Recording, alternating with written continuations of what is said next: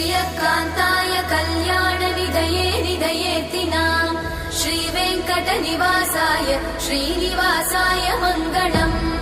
लक्ष्मी सविभ्रमालोक सुभ्रूविभ्रमचक्षुषे चक्षुषे सर्वलोकानां वेङ्कटेशाय मङ्गलम्